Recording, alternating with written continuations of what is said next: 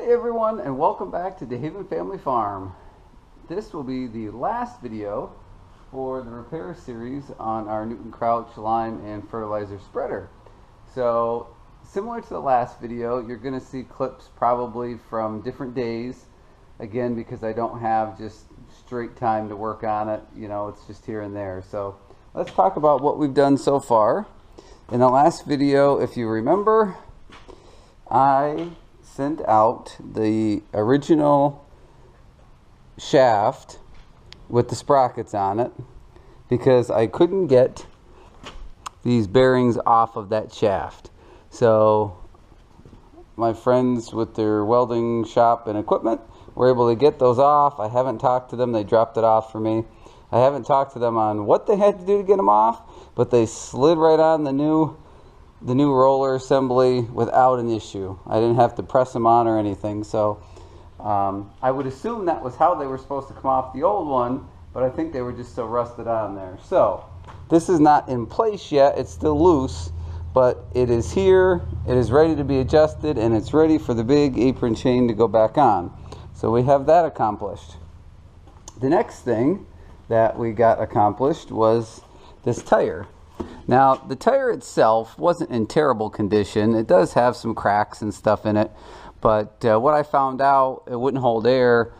I went to put air in it the one day, and the valve stem pretty much broke off. It was a tubeless tire, but due to the cracking and stuff that was on the tire, I decided to just have a tube put in it. So I just dropped it off the local tire shop. I hate doing these little tiny tires. Sometimes they are more of a pain than doing a big tire like this one. So I just had that done. But we had to take this bearing off. There's a bearing on the other side that you have to take off and take this whole thing all apart and all the lug nuts and get it out of there. So all that's put back together, and she's holding air. So that's where we are so far. Oh yes, and we also got delivery of metal in. I don't know if you can see me or not. So here are two metal pieces.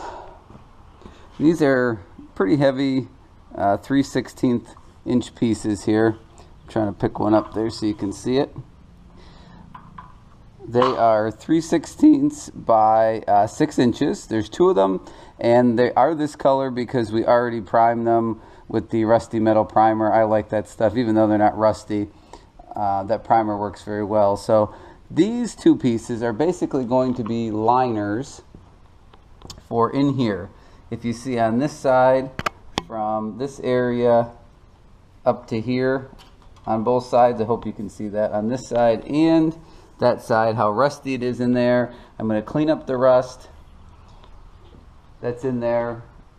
Just get it all, take a wire brush or whatever else we need to do in there, get all that cleaned off.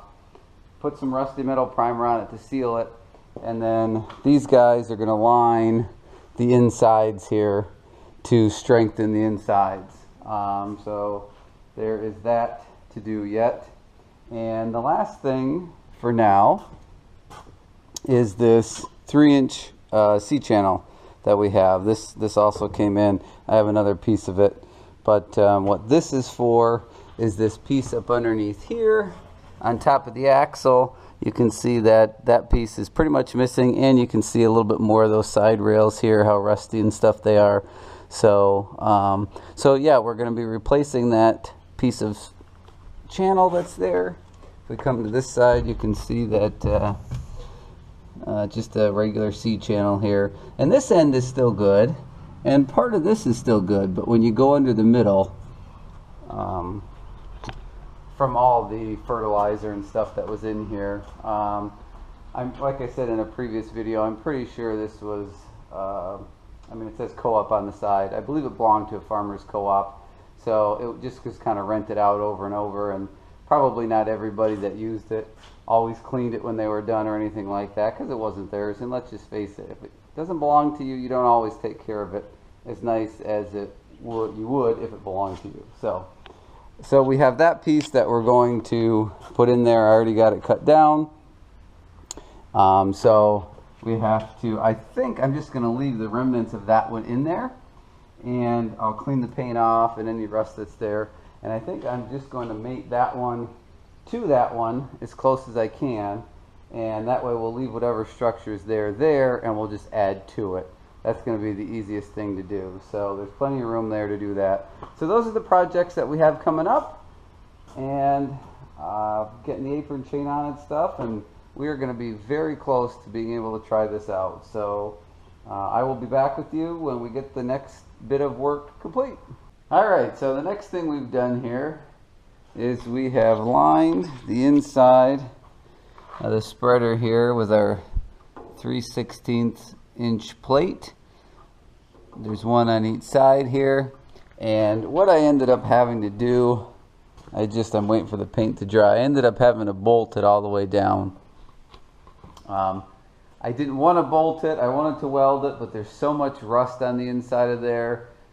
I was having trouble trying to get it cleaned up enough. The arc wouldn't stay lit trying to weld it, so I ended up bolting each side, kind of the liners that we put in there for the structure. So I ended up doing that. That took forever. I spent a little bit of time yesterday and a little bit of time today on it, so probably a total of about 4 hours trying to do that. It was just a miserable job. But the other thing that I did as well, let's see if we can get you under here. If you look right here, you can see a piece of 3-inch channel on top of that axle. The old one was mostly rusted away, so we got a new piece in there, and the ends of it were good. Sorry, the lighting stinks in here. But the ends, it was just the center that was rusted. So we just basically mated this, we welded it here, and then we put 5/16 inch plate up on top here and welded that to weld everything together. So that's what I've been working on, waiting for paint to dry, because I painted the bolts. And now I'm going to go, that beam I just showed you, the channel, I'm going to go put some primer on that and get that primed, and I'll get back to you when we get on to the next project.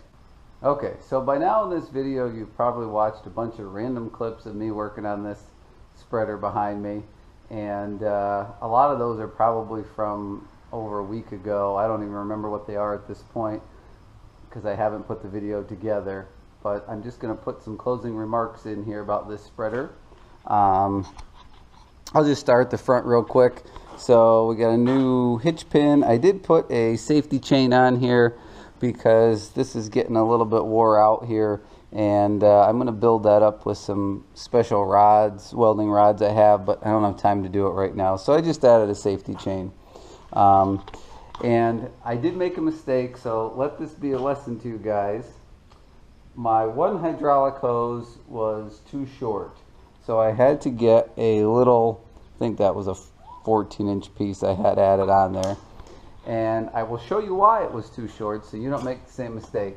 And I should have thought of this, but if you see the hydraulic cylinder here, if this was turned this way, both of these would have been the same when they got to the front, but obviously you can see this one goes back towards the back further, so that's how I came up short on that. So if you're running cylinders or getting new hoses or whatever, think about you know, how they're positioned so that you don't make the same mistake I did.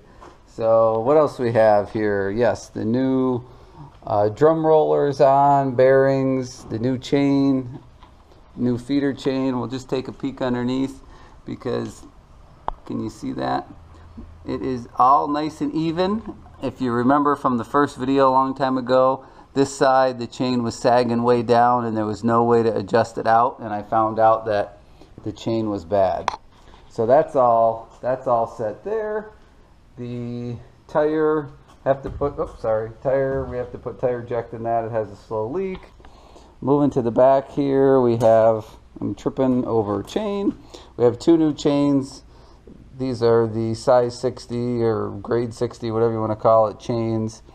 We have a new one there and a new one there. Basically, I just made those. I bought a big 10-foot length of the stuff, and I just made you know, the sizes that I needed. So this one is a little bit loose on here, but if I took, there's like a little half link thing here. If I took that out, I couldn't get the ends to connect. So what I'm hoping is that the chain is new, the sprockets are old, and after I use it a bit, it'll seat in there a little bit, and I might be able to take that half out. But this moves so slow that I don't think it's going to make much of a difference. So, and I did decide to keep the sprocket that was on here when I bought it on here. If you remember from a previous video, I bought the correct sprocket that's supposed to be on here, which I think was a 36 tooth, and somebody had put a 40 on here instead. So what that'll do is it will slow this apron chain down and bring the material back slower. So I decided to do that because, ouch, I tripped on the spreader again. Based on the rates that were on this chart, and I do have a new chart, the amounts like the lime, for example, it was going to be putting too much down at a time. So I decided to go ahead and slow it down, and that may be why somebody did that, was to be able to spread a smaller quantity of material. So the only downside to doing that is none of the rates on the chart are going to match now, so I'm going to have to figure out everything, fertilizer, lime, how much per acre I'm putting down, and play with the settings. So that's the only disadvantage to that. But I got my new stick-on triangle on there, new handle back here, and that's about it, really. I think that's about it based on the other little clips and stuff I had. There's still a few things to do to it, a few minor things, but nothing I don't think at this point that's going to keep me from using it. So one of the next videos coming up, probably not the next one, maybe, I don't know, will be of me actually using this thing and seeing if it actually works the way it's supposed to, because I still am not sure if it will. So I hope you guys enjoyed the little series I put together. I tried to keep the videos a little bit shorter. So any questions about this spreader or comments, whatever, suggestions, leave them down in the comments. I appreciate everybody watching. Thank you for watching the series. Thanks for watching the channel. Please hit that subscribe button. We're trying to keep growing the channel a little bit. Give us a thumbs up if you would, please, too. And I will see you guys on the next video. Thanks for watching.